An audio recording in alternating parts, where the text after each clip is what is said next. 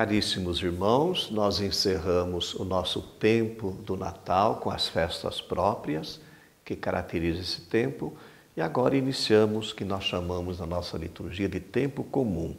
Já é o segundo domingo, porque a festa do batismo do Senhor faz essa transição. O que é o tempo comum? São 2 ciclos. Iniciamos agora e vamos depois interromper com a Quaresma. E retomamos a segunda parte, ou segundo ciclo, após a festa de Pentecostes. É o tempo ordinário na nossa liturgia, aliás, o mais longo. Nós falamos tempo comum, mas é um tempo litúrgico muito importante. Nós caminhamos com Jesus na sua vida pública. Jesus que se apresenta como Filho de Deus, o Messias, que vem anunciar o reino. Cada ano nós lemos um evangelho, nós estamos no ano B, é o evangelho de São Marcos. São 34 semanas, como eu falei, nesses 2 ciclos, né? Um aspecto importante que caracteriza o tempo comum é essa congregação do povo de Deus, que se reúne para celebrar no domingo as ações sagradas do culto. Domingo, para nós, é um dia litúrgico por excelência, porque nós celebramos a Páscoa do Senhor, né? Sua paixão, sua vida, paixão, morte e ressurreição. Eu disse para vocês que nós vamos acompanhar o Evangelho de São Marcos, é uma espécie de catecismo. Marcos quer apresentar para nós a figura de Jesus. 2 títulos muito importantes aparecem no seu Evangelho: Filho do Homem, que Jesus gostava de usar esse título, e Filho de Deus. É claro, os outros evangelhos também têm outras imagens que nos ajudam a entender quem é Jesus. Mas Marcos prioriza esses 2 títulos, né? Sempre no segundo domingo, irmãos, nos 3 anos litúrgicos, ano A, B e C, nós lemos passagem do Evangelho de João. Por isso que no segundo domingo do tempo comum, vamos ler uma passagem do Evangelho de João, João 1, 35, 42, e que narra a vocação dos primeiros discípulos. Esse segundo domingo tem como destaque esse tema, a vocação. E eu lembro já a primeira leitura do livro de Samuel, que apresenta a vocação desse grande profeta, Samuel. É um menino que foi consagrado a Deus, cresceu lá no templo, mas não entendeu o chamado do Senhor. Foi preciso Deus repetir 3 vezes. E o sacerdote Eli se colocou como um mediador para ajudar o menino a entender que era Deus que estava chamando.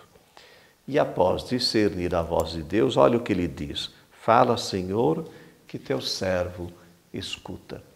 Às vezes nós também temos dificuldade para discernir este chamado de Deus ou a sua vontade.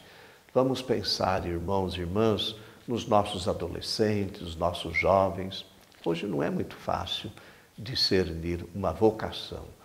Um adolescente, um jovem precisa de ajuda, precisa da igreja, precisa de pessoas que vão assim, ajudando a entender, a compreender o chamado de Deus e dar uma resposta.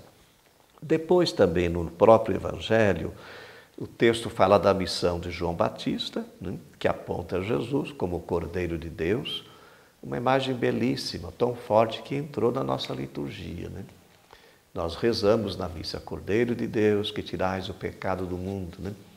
Então João usa essa imagem nos seus escritos, tanto no Evangelho como no livro do Apocalipse, e é uma imagem que lembra 2 figuras: do servo sofredor, que está no livro do profeta Isaías. São alguns cantos que falam da missão dessa figura um pouco estranha, né? Mas que se coloca como cordeiro que carrega as nossas dores ou sofrimento.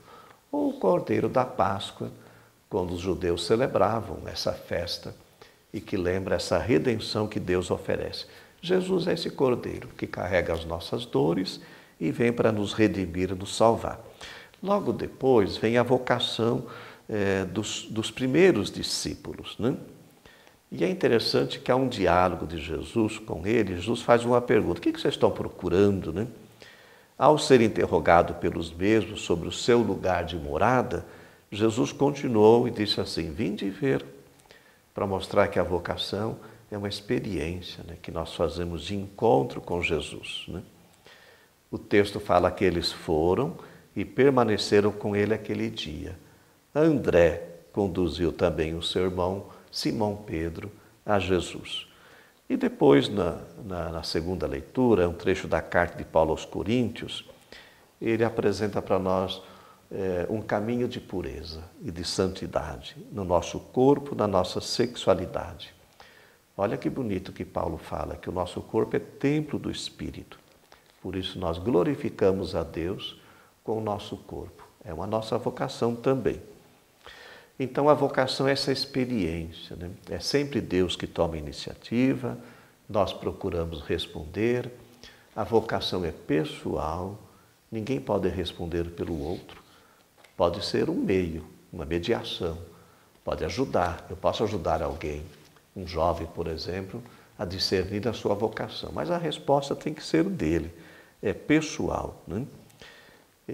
Então nós podemos, nesse domingo, rezar pelas vocações e pedir aí que a igreja seja esse instrumento. Nós temos uma pastoral vocacional que tem essa missão, através de encontros, de acompanhamento, de retiros, de ajudar os nossos jovens a dar essa resposta de discernimento. Uma pessoa sozinha não é capaz de discernir a vontade de Deus. E ao longo dessa experiência vocacional, é preciso então que ela seja acompanhada. Se eu quiser resumir tudo aquilo que eu falei, ou que a liturgia está nos propondo, a vocação, irmãos, é fazer a vontade de Deus. É isso, né? E a vontade de Deus é guardar a sua lei, né? Guardar os seus mandamentos. Quando fizermos isso, com certeza estaremos dando uma resposta lúcida, clara, com discernimento e conforme a sua vontade. Que a bênção do Deus Todo-Poderoso, Ele que é Pai, Filho e Espírito Santo, desça sobre vós e permaneça para sempre. Amém.